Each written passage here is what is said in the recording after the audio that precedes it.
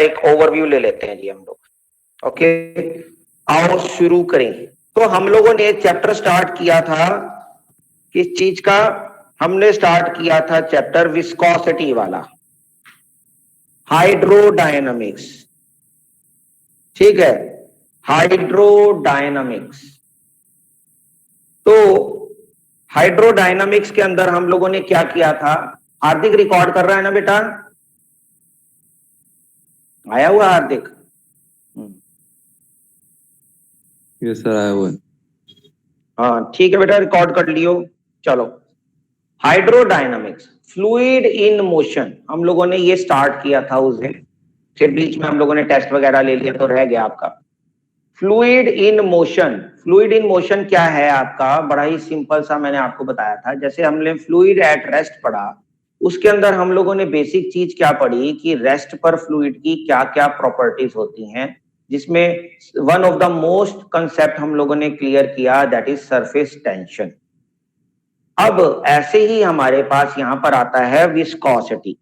Viscosity अगर आप simple सा समझें तो विस्कोसिटी बिल्कुल क्या है? Like friction, friction like friction. फर्क क्या है? फ्रिक्शन क्या होता है? दो सरफेसिस में होता है लेकिन सॉलिड सरफेस में होता है। और विस्कोसिटी क्या होता है? सेम वही फोर्स डेवलप होती है ऑपोजिट डायरेक्शन में, लेकिन किस में होती है? फ्लूइड की बात कर रहे हैं, दो लेयर्स के बीच में होती है। बस इतना फर्क है। बात समझ आई? क्या कहा? जो फ्रिक्शन होता है वो सॉलिड सरफेसिस के बीच में होता है, जब एक सरफेस दूसरे सरफेस पर मूव करे या ट्राई करे मूव करने की, तब वो डेवलप होती है फ्रिक्शन। ऐसे ही विस्कोसिटी जो है वो क्या चीज है? विस्कोसिटी दो लेयर्स के बीच में डेवलप होती है, अपोजिंग फोर्स, जिसको हम ड्रैगिंग फोर्स बोल देते हैं। Opposing force between two layers इन फ्लूइड। फर्क यही है, सॉलिड सरफेस के लिए वो फ्रिक्शन हो जाता है, फ्लूइड में दो लेयर्स के बीच में वो विस्कोसिटी हो जाता है। मेरी बात समझ आ गई? Yes sir. ओके ठीक है। फिर हम लोगों ने बात करी थी आगे कोएफिशिएंट ऑफ विस्कोसिटी वाला, तो हाँ, कॉज ऑफ विस्कोसिटी पढ़ा था। क्या था cause of viscosity? Intermolecular attraction between the molecules. कि जो फास्ट मूविंग लेयर होती है, it tries to accelerate the slow moving layer, और जो स्लो मूविंग लेयर होती है, it tries to retard the fast moving layer, जिसकी वजह से एक अपोजिंग फोर्स या एक ड्रैगिंग फोर्स डेवलप हो जाती है, जिसको हम क्या कहते हैं? Viscosity. This is the cause of viscosity. बोलो, क्लियर है? सर एक बार रिपीट करना। सर रिपीट करना सर। रिपीट करूं? ओके बेटा, हमें पता है कि कोई भी जो फ्लूइड है, गुड आफ्टरनून बेटा, कोई भी जो फ्लूइड है वो वो लेयर्स के साथ, उसके अंदर क्या होती हैं? लेयर्स होती हैं, लेयर्स की फॉर्म होती है कोई लिक्विड, चाहे वो गैसेस हो। जब, और हमें ये भी पता होना चाहिए कि सेंटर की तरफ जो है वेलोसिटी ऑफ द लिक्विड क्या होती है? हाई होती है एज कंपेयर टू एजेस। तो लेयर टू लेयर वो कम होती चली जाती है एजेस की तरफ।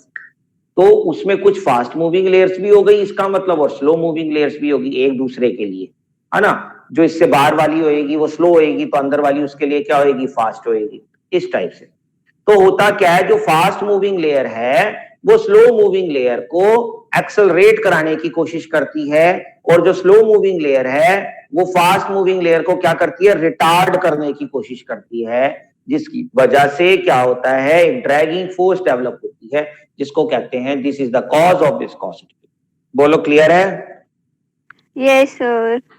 और ये सब कुछ किसकी वजह से होता है? ये सब कुछ किसकी वजह से होता है? Intermolecular force of attraction.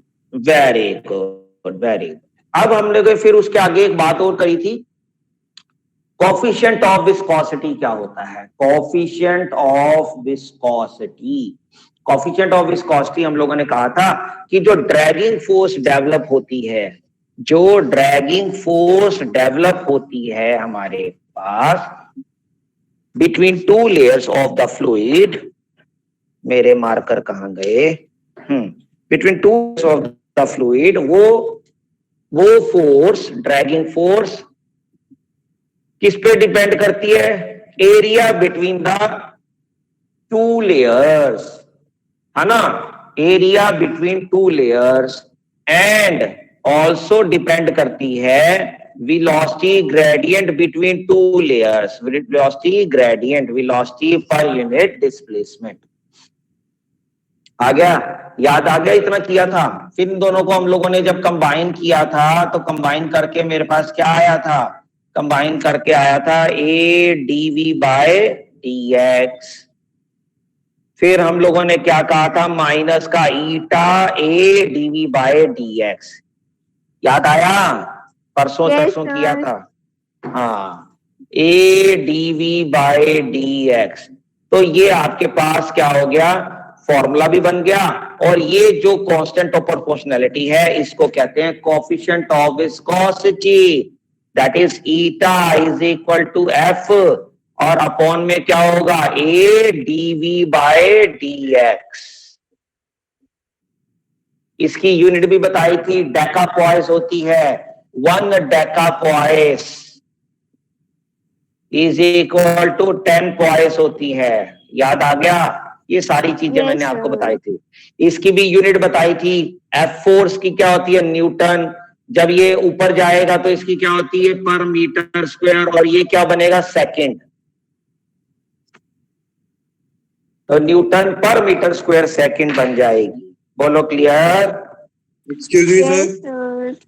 हाँ जी, बोलो जी। सर अगर इसे डिफाइन करना हो तो कैसे करेंगे? किसे?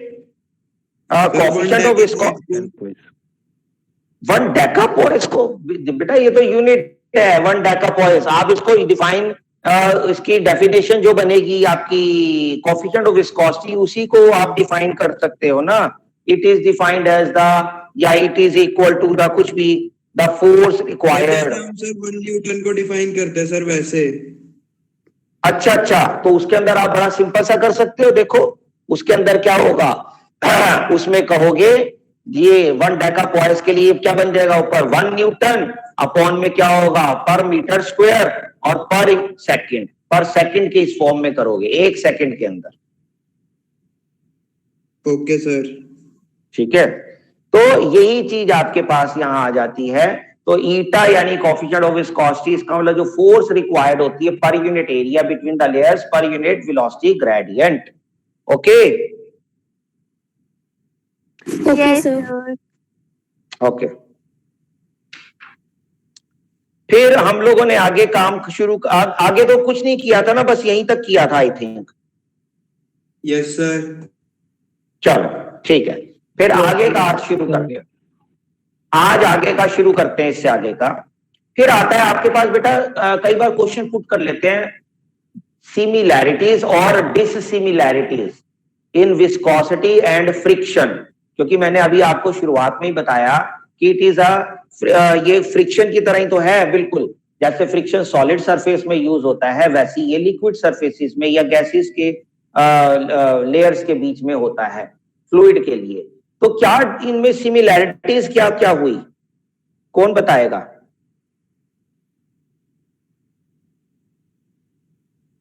तो दोनों ओपोजिंग फोर्स है। मोशन की Very अपोजिट good. डायरेक्शन में करती हैं। बिल्कुल, दोनों ही रिलेटिव मोशन को अपोज करती हैं, बिल्कुल, फ्रिक्शन भी और विस्कोसिटी भी, और दोनों ही मॉलिक्यूलर अट्रैक्शन की वजह से, हाँ, दोनों ही मॉलिक्यूलर फोर्स की वजह से होती हैं। Very good. और तीसरा, दोनों ही टेंजेंशियली एक्ट करती है between the surfaces. Very good.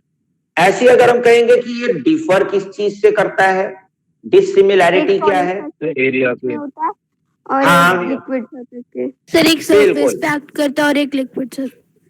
हाँ, एक सॉलिड सरफेस के लिए हो गया, फ्रिक्शन सॉलिड के लिए होता है, विस्कोसिटी लिक्विड के लिए या फ्लूइड के लिए होता है। अच्छा, दूसरी बात याद होगा, वहां वो नॉर्मल रिएक्शन पे डिपेंड करता है, यहां पर ये नॉर्मल रिएक्शन पे डिपेंड नहीं करता, कोई रोल नहीं है यहाँ नॉर्मल रिएक्शन का, है ना। वहां याद है ना, F is equal to mu R निकालते हैं, म्यू आर, आर वहां नॉर्मल रिएक्शन होता है, म्यू आर। Yes. और क्या था, अच्छा यहाँ पर वो एरिया पे डिपेंड कर रहा है, देखो, और उसमें वो एरिया पे डिपेंड नहीं करता, इट इज इंडिपेंडेंट। वहां जो फ्रिक्शन होता है is independent to the area in contact, है ना। तो बस ये चीजों की सिमिलैरिटीज एंड डिससिमिलैरिटीज है, आपकी सर बुक ये में भी लिखा वेलोसिटी है। पे डिपेंड करता है। फ्रिक्शन नहीं करता। हाँ बिल्कुल बिल्कुल बिल्कुल बिल्कुल बिल्कुल बिल्कुल ठीक है। वेलोसिटी पर यूनिट डिस्प्लेसमेंट पे डिपेंड करता है, जबकि फ्रिक्शन नहीं करता। गुड। तो ये 3-4 पॉइंट्स आपने सिमिलैरिटीज में लिख देने और सिमिलैरिटीज में लिख देने, अगर आपसे क्वेश्चनिंग पूछी जाए तो कभी कभार ऐसे क्वेश्चन पूछ लिए जाते हैं, ठीक है, तो आपको आने चाहिए। चलो फिर आता है आपके पास, आज एक नया शुरू करेंगे, बड़ा इंपॉर्टेंट टॉपिक, हेडिंग डाल लेंगे सभी बच्चे, स्टोक्स लॉ।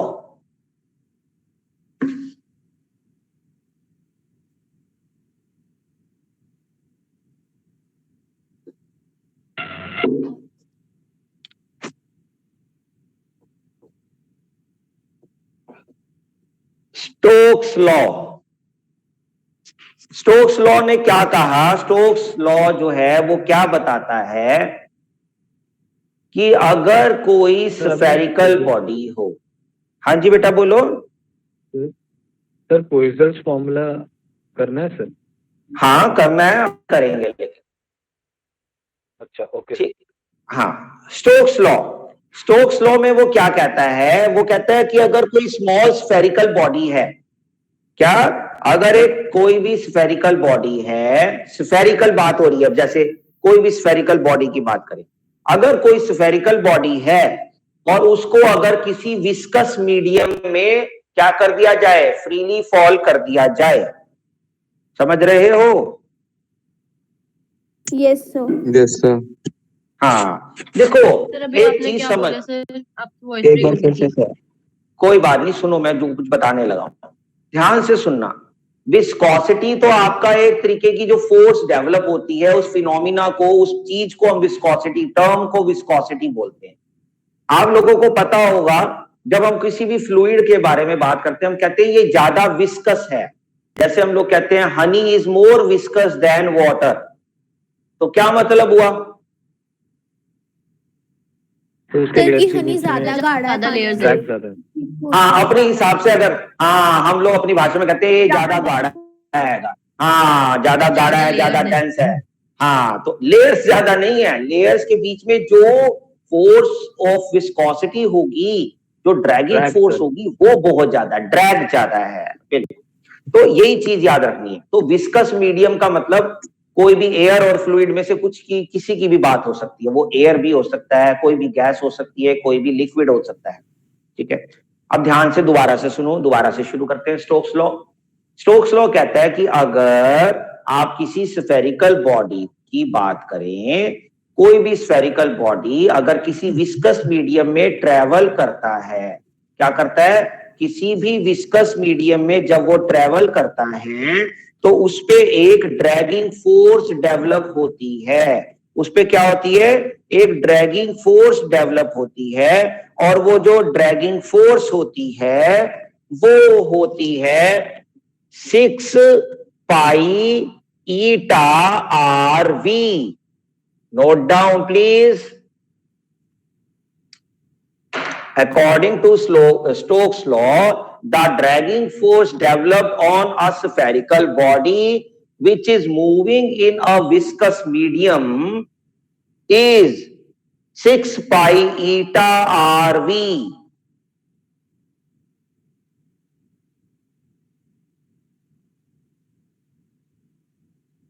ओके, नोट कर लिया? Yes sir. ठीक है जी। अब वो कहता है, ये उसने डायरेक्ट, बॉडी की तो हाँ जी हाँ जी बिल्कुल बिल्कुल। तो अब हम बात कर रहे थे, इसके अंदर आर क्या है? R is the radius of the spherical body. V क्या है? Velocity of the spherical body. और ये वो वी होता है, ये कांस्टेंट वेलोसिटी एक्वायर कर लेता है एक टाइम के बाद, जिसको हम कहते हैं टर्मिनल वेलोसिटी, जो हम आगे पढ़ेंगे, वी विल स्टडी फर्दर, ठीक है ना, आफ्टर दिस कंसेप्ट। तो उसको कहते हैं टर्मिनल वेलोसिटी। क्या कहते हैं? वी को टर्मिनल वेलोसिटी इसमें, ठीक है। V is the terminal velocity of the object of the body, spherical body. R is the radius of the spherical body, and eta क्या है? Coefficient of viscosity. जैसे आप लोगों को याद होगा, हम लोग जब फ्रिक्शन वाला चैप्टर पढ़ते थे, हम म्यू से डिसाइड करते थे ये कितना फ्रिक्शन है। करते थे Yes, ना। sir. Yes, sir. ऐसे ही ईटा से ये डिसाइड होता है कि ये कितना विस्कस है, ठीक है। तो ईटा, इसलिए हम इसको स्पेशली इसी को मेंशन कर रहे हैं ना। तो eta is viscous coefficient of viscosity. तो ये 6 पाई तो आपको पता है कांस्टेंट टर्म। यानी अगर हम प्रॉपरली चलें तो प्रॉपरली वो ये क्या कहता है कि that dragging force is directly proportional to the viscosity of the medium, coefficient of viscosity of the medium, directly proportional to radius of the body, directly proportional to कितना terminal velocity वो acquire करता है। इन सबको जब जोड़ लेंगे then we have this 6 pi eta RV। बोलो clear? Yes, Yes, sir. sir. Okay. अब हम बात करते हैं जो आपके पास एग्जाम के अंदर, स्कूल्स के एग्जाम में जो आपके पास आता है क्वेश्चन, वो कहेगा state and proof Stokes law. तो आपके पास स्टेटमेंट तो आ गई, वो 2 लाइनों की ये स्टेटमेंट और ये ऐसे लिख देना है। प्रूफ बड़ी मजेदार बात है, इसके अंदर कोई वैसा प्रूफ नहीं है। इसके अंदर प्रूफ करेंगे हम इसको डायमेंशनली। क्या करेंगे? डायमेंशनली प्रूफ करेंगे। याद है 1D में हम लोग न्यूमेरिकल्स करते थे, फॉर्मूला निकालते थे, derive the formula. Yes, sir. Yes, sir. Dimensional analysis. Dimensional analysis के अंदर हम डिराइव करते थे फॉर्मूला, उनके एमएलटी फॉर्मूले लगाकर। वही चीज यहाँ पर, वही सेम डिट्टो चीज यहाँ पर करनी है प्रूफ में। मैं एक करा दूंगा, ठीक है, क्योंकि आगे फिर एक और भी करने वाला, वो फिर खुद कर लेना, ठीक है। एक और टॉपिक में भी सेम ऐसा ही आएगा। तो मैं एक बार याद करा देता हूं, क्योंकि कई बच्चे भूल जाते हैं कि करना क्या था, भाई भूल गए, ठीक है। तो हल्का सा रिमाइंड करा देता हूं, ध्यान से समझना। According to Stokes, F proportional to eta, R and V, power A, B, C, ऐसे लिखते थे। Yes, sir. Yes, sir. फिर हम प्रोपोर्शनैलिटी की जगह पर K लगा देते थे, Yes, sir. Yes, sir. और इसको इक्वेशन नंबर 1 कर देते थे, Yes, sir. है ना? ठीक है। अब क्या करते थे? नेक्स्ट स्टेप, इन सबके एमएलटी फॉर्मूले, MLT -2 फोर्स का फॉर्मूला भूल गए या याद है? याद है, sir. sir. और कोफिशिएंट ऑफ विस्कोसिटी का मेरे ख्याल से ML -1 T -1 होता है। एक बार चेक कर लो। हाँ यही है, ठीक है। और रेडियस का फॉर्मूला, रेडियस का क्या लगाओगे? L। L, sir. L. So velocity का LT -1. Very good, very good, very good. अब क्या स्टेप करते थे? पहले m वाली पावर्स को देखते थे, है ना। m की पावर यहाँ 1 है, यहाँ पर m की पावर a की पावर भी यहाँ 1 आ गई, क्योंकि m की पावर a थी और कहीं है ही नहीं, तो a क्या हो गया? 1 हो गया। बोलो क्लियर? Yes, sir. फिर अगला L की पावर यहाँ 1 है, इसको भी ये क्या करते थे? यहाँ माइनस का A प्लस का B प्लस का C, ऐसी करते थे। Yes, sir. ओके। फिर T की पावर यहाँ -2 है, यहाँ पर माइनस का A और माइनस का C। -C. A की पावर क्या, A की वैल्यू क्या थी? 1 थी, ये माइनस का 1 इधर जाके प्लस का 1 बन जाएगा, तो ये माइनस का 1 और माइनस का C, minus minus cancel, C की वैल्यू 1 आ गई। Yes, sir. सर एक की अब वैल्यू ये- तो 1 कैसे ले? सपोज क्या है? अब A की वैल्यू भी 1 है, C की वैल्यू भी 1 है, तो B की वैल्यू भी ऑलरेडी क्या आएगी? यहाँ पर जब पुट करोगे 1, तो sir. B की वैल्यू भी 1 आएगी। sir. हाँ विश्वा, बोल, क्या कह रहा है भाई? सर आपने एक ही वाले सपोज किए सर। ओ फिटे मुंह तेरे, सपोज क्यों करांगा मैं? यहाँ देख, M की पावर देख ऊपर, M की पावर यहाँ क्या है? A नहीं है, यस सर। तो और कहाँ है M? तो A = 1 ही तो आएगा मेरे बच्चे। कहाँ पहुंच गया तू सपोज में? नहीं सर, समझ आ गया। सामने होता ना थप्पड़ खाता मेरे से ऐसे ऐसे क्वेश्चन पे। ठीक है जी, क्लियर है? Yes, Yes, sir. sir. Yes, sir. हर बच्चे को clear? Yes, sir. Yes, sir. तो ये तो चीज भी, हाँ जी क्लियर। अच्छा देखो ये चीज है भी ऐसी मजेदार कि कुछ करने की जरूरत ही नहीं, क्योंकि ये तो ऑलरेडी तुम लोगों को आता है करना, और है भी कुछ नहीं, बहुत आसानी से निकल जाएगा। तो स्टेट एंड प्रूफ हो गया 3 नंबर का क्वेश्चन पक्का। Yes, sir. ठीक है, ओके। इसके इंपॉर्टेंस बुक्स में से पढ़ लेना, इंपॉर्टेंस लिखे होंगे बुक के अंदर, इंपॉर्टेंस ऑफ स्टोक्स लॉ, तो ये बुक में से एक बार रीड कर लेना। जैसे पैराशूट, पैराशूट देखा होगा, स्फेरिकल फॉर्म होता है।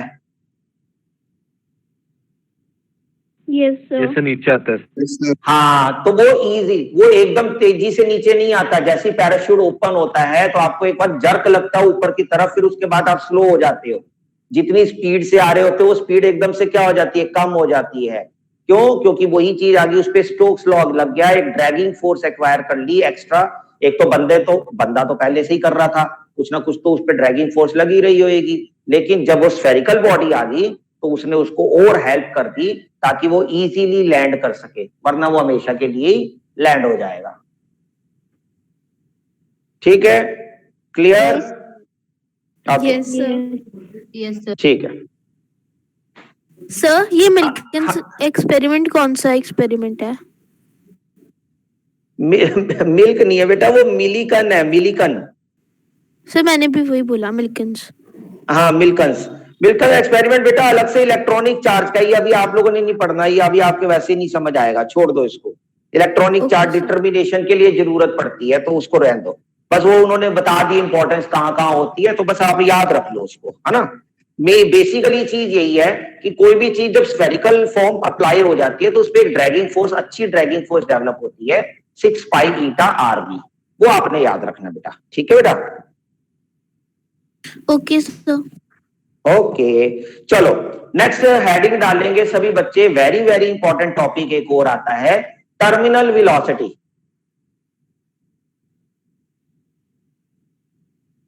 नोटबुक भर गई सर मेरी। नोटबुक भर गई? इतना क्या पड़ गया भाई, दूसरी उठा ले कोई रफ फटाफट से। हमारे पहले से भर दी।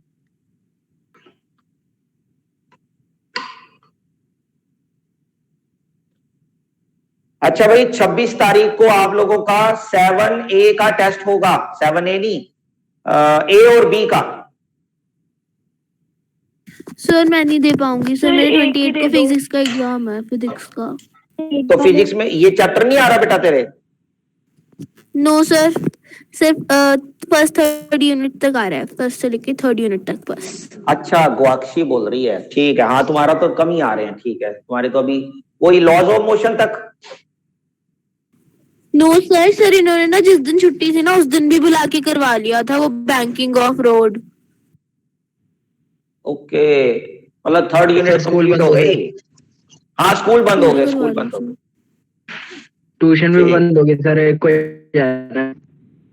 वो तो है ही है बेटा, ये बंद होना ही था, अभी तो चिंता ना कर, अभी आगे और बंद होएगा, अभी तो ये तसल्ली से बढ़ेगा दोबारा से, जो हाल हो गया था। सर हैप्पी बर्थडे निकल गया कोरोना का। अच्छा हाँ, वो चाइना के हिसाब से 17 को था। Yes sir. बताओ 1 साल का हो गया, ये कमीना जाने में नहीं आ रहा। सर सर हरीश सर बताते सर लंबी उम्र ली है इसने। सर आप हरीश सर से पढ़े हो? कौन से वाले? सर नाले वाले। नाले वाले हाँ बिल्कुल सर पढ़े। बताया ना। सर वो कहते अच्छा। हैं बड़े शरीफ थे। अच्छा यस सर तो अब मैं क्या तुम्हें नहीं, अब मैं तुम्हें बदमाश नजर आता हूँ? अब मैं तुम्हें क्या बदमाश नजर आ रहा हूँ? सर। तो टर्मिनल वेलोसिटी, तो टर्मिनल वेलोसिटी जो है वो समझने वाली चीज है बेटा। टर्मिनल वेलोसिटी बड़ी मजेदार चीज है, जैसे अभी अभी हम लोगों ने करा, जो इसमें v था वो आपका टर्मिनल वेलोसिटी था। v जो था वो क्या था? Yes, sir. Terminal velocity. मैंने कहा था ना नेक्स्ट अगले सेट में हम टर्मिनल वेलोसिटी ही डिस्कस करेंगे, तो आ गया देखो टर्मिनल वेलोसिटी। अब इसमें प्रॉपर प्रूफ है, प्रूफ मतलब निकाल के एक्सप्रेशन निकालना है, और तो क्या है। तो देखो अब देखो आधी चीज तो हमें स्टोक्स लॉ में पता ही लग गई कि अगर एक स्फेरिकल बॉडी की बात हो रही है तो एक टाइम, अब टर्मिनल वेलोसिटी क्या है मैं वो बताता हूं। टर्मिनल वेलोसिटी स्टोक्स लॉ से ही आगे रिलेटेड है, वो कहता है कि जब एक स्फेरिकल बॉडी किसी विस्कस मीडियम में ट्रेवल करता है, फ्रीली फॉल हो, तो वो एक टाइम के बाद क्या कर लेता है, एक कांस्टेंट वेलोसिटी एक्वायर कर लेता है। क्या कर लेता है वो? एक कांस्टेंट वेलोसिटी एक्वायर कर लेता है। उस वेलोसिटी को हम कहते हैं टर्मिनल वेलोसिटी। सर रिपीट करना सर।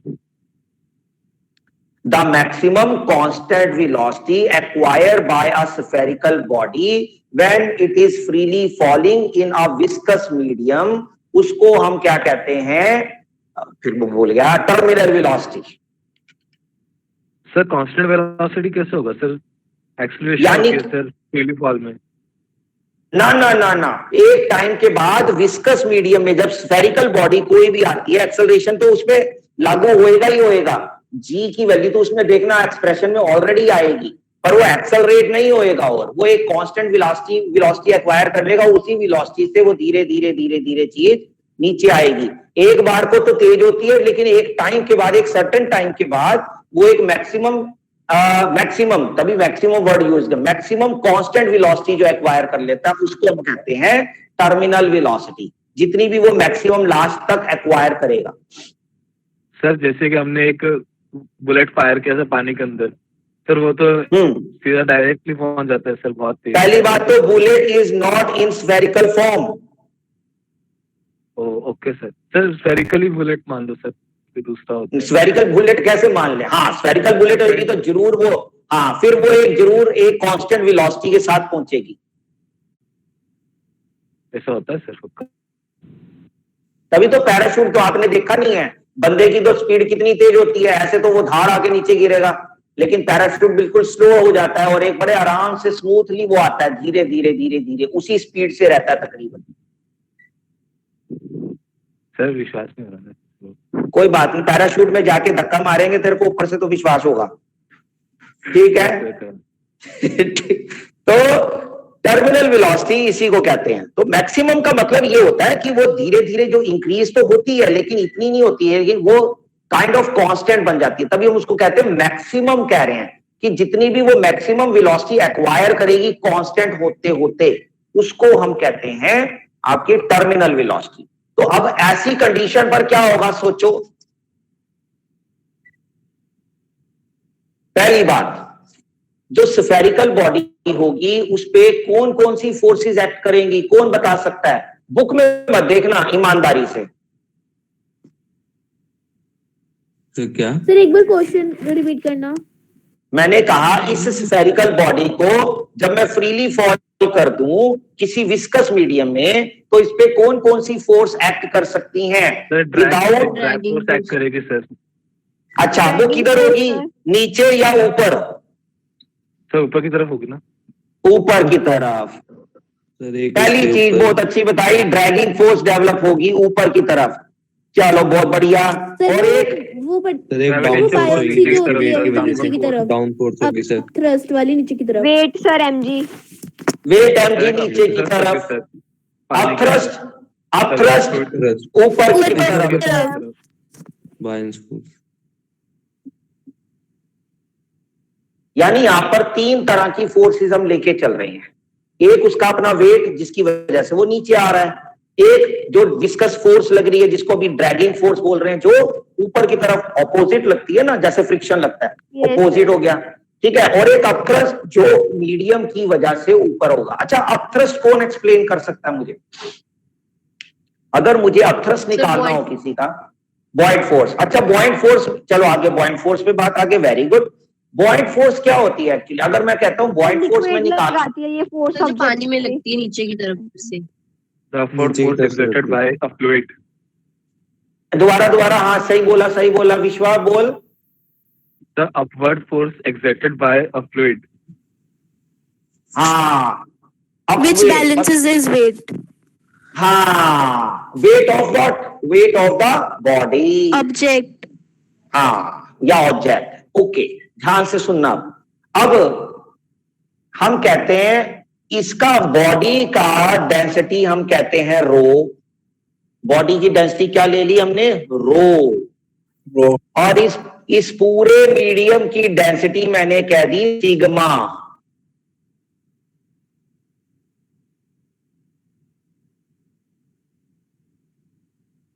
Okay Yes, sir. ठीक है।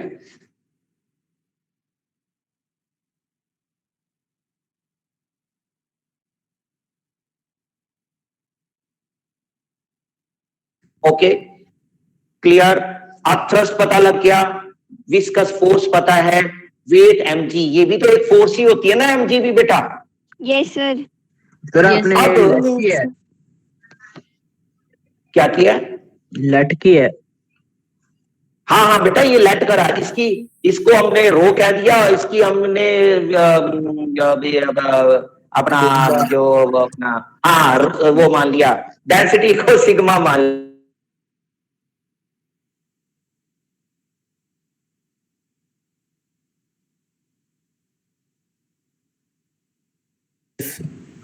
रो 1 रो 2 भी ले सकते हो, इस जरूरी नहीं है रो और सिग्मा ही लेना है, रो 1 रो 2 भी ले सकते हो, एक ही बात है, ठीक है ना। चलो इसको रो बी लिख सकते हो, रो बी का मतलब बॉडी हो गया और ये रो एम हो गया, मीडियम हो गया, एक ही बात है। अब ध्यान से सुनना, हम बात कर रहे हैं टर्मिनल वेलोसिटी की, इसका मतलब टर्मिनल वेलोसिटी वो कांस्टेंट वेलोसिटी हो जाती है। इट मींस ये जो तीनों फोर्स हैं वो सारी क्या हो जाएगी, यानी बॉडी इज इन इक्विलिब्रियम हो जाएगा, बॉडी क्या हो जाएगा, एक इक्विलिब्रियम सेटअप करेगा। बोलो क्लियर है? Yes. Yes, sir. Yes, तो sir. ऐसे में P plus F is equal to क्या होगा, W।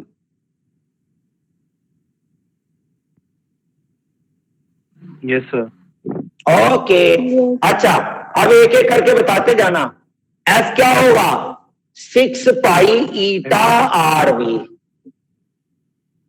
According to Stokes law. Yes sir. Okay Yes, sir. इसको 1 कर देते हैं, इसको कहते हैं 2। अच्छा वेट क्या होगा, वेट ऑफ द बॉडी क्या होगा, mg। चलो अब मैं डायरेक्ट ठीक है मैं डायरेक्ट नहीं लिखता, नहीं तो आधे बच्चे खिंड जाते हैं। फिर मास को क्या लिखूंगा, volume into density. Yes, sir. Into में g, ठीक है अब तो सी है, क्लियर है। Yes. Yes, sir. Volume into density rho और इनटू में g बन गया वेट। चलो who will tell about upthrust. Sir balance करते हैं ना वेट को सर, तो फिर mg हो जाएगा। वो भी mg होगा, लेकिन क्या होगा, 4/3 So density into पाई r क्यूब। डेंसिटी कौन सी लगेगी, रो या मीडियम की, sir मीडियम की। medium की sir medium की मीडियम की सिग्मा, क्योंकि weight of the displace fluid होता है, रिमेंबर दिस। अब थ्रस्ट क्या होता है, weight of the displaced fluid. okay sir.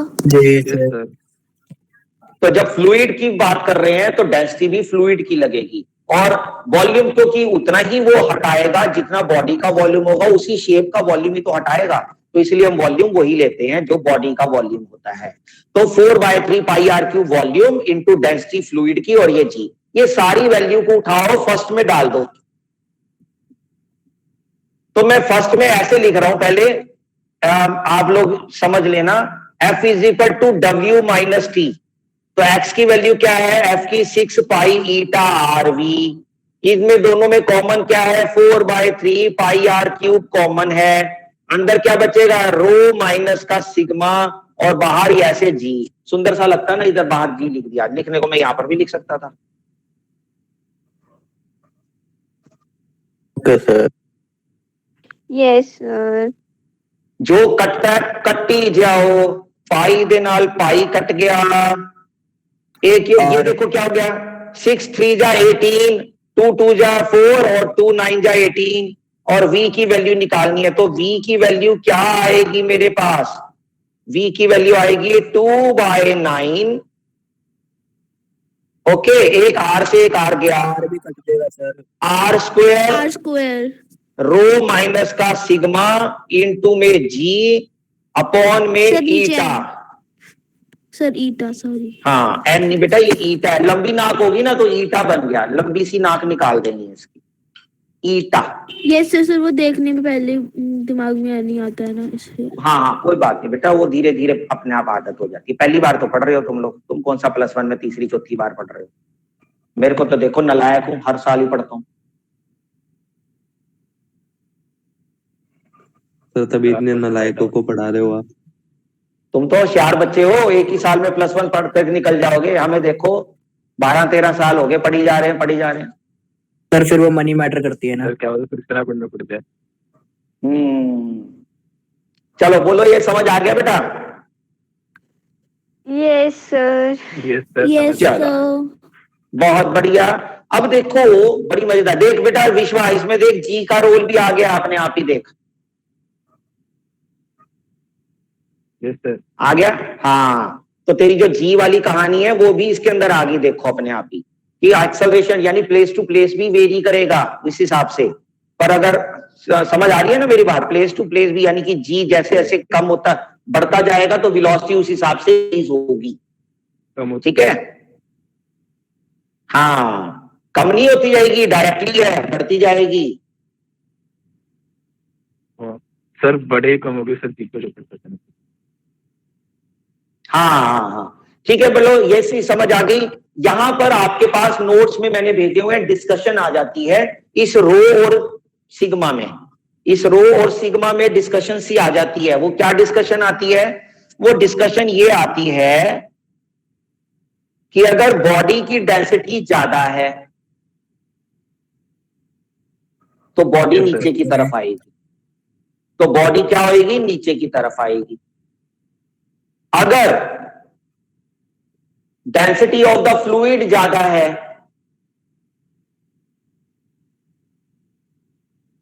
तो वेलोसिटी क्या आ रही है? नेगेटिव। तो वेलोसिटी क्या बन जाएगी? नेगेटिव, यानी नीचे से ऊपर की तरफ जाएगी। और अगर दोनों इक्वल है तो वही सस्टेन्ड हो जाएगी। लोड करेगी सर। दोबारा बताना। ठीक है बता दो सर, फिर से तो बेटा, हाँ बता रहा हूं बेटा, इस चीज के ऊपर देखो बहुत कुछ डिपेंड कर रहा है, रो और माइनस का। रो क्या है? बॉडी का डेंसिटी है। अगर रो ज्यादा है तो पॉजिटिव वेलोसिटी यानी बॉडी नीचे की तरफ आएगी, और अगर सिग्मा ज्यादा है तो नेगेटिव वेलोसिटी, बॉडी ऊपर की तरफ जाएगी। और अगर दोनों इक्वल है तो बॉडी जो है, हाँ जाना आना तो सब कांस्टेंट ही रहना है, चाहे वो जाए चाहे वो आए, वो कांस्टेंट ही रहेगा। और अगर ये दोनों इक्वल हो गए तो ये वहीं पर ही सस्टेन्ड हो जाएगी। Okay sir. Okay, sir. आपके पास बुक जरूर पढ़ा करो, मैं सब बच्चों को कहता हूं। कुछ बच्चे तो पढ़ रहे हैं, मेरी बात सुन रहे हैं, मुझे दिखता भी है, पर मैक्सिमम बच्चे नहीं सुनते। लेकिन फिर भी मेरा काम है रोज कहना, बुक रीडिंग जरूर किया करो बेटा, ठीक है। जो टॉपिक कम से कम कराते हैं वो टॉपिक के बारे में जरूर एक बार पढ़ा करो। उसमें लास्ट में इसलिए मैंने कहा ये पढ़ लेना, फॉलोइंग रिजल्ट जो इसके ऊपर डिपेंड है, डिस्कशन हैं, वो लास्ट में आपकी बुक में एक्सप्लेन कर रखी है, वो जरूर पढ़ लेना एक बार। बोलो समझ आ गई यहां तक चीजें? Yes sir. इसके बाद टाइम थोड़ा सा है तो बस 2 मिनट लगा लो। और पॉइज, हाँ पॉइज नहीं बेटा, एक कर लो, एक छोटा सा, इतना सा, ठीक है। पॉइजन्स फॉर्मूला, हेडिंग डाल दो, पॉइजन्स फॉर्मूला, बस छोटा सा, तंग नहीं करूंगा, फटाफट खत्म है, कुछ है ही नहीं इसके अंदर, एकदम शुरू होते ही खत्म हो जाएगा, ठीक है। तो ये है पॉइजन्स फॉर्मूला, पॉइजन्स लिखना, पॉइजन्स।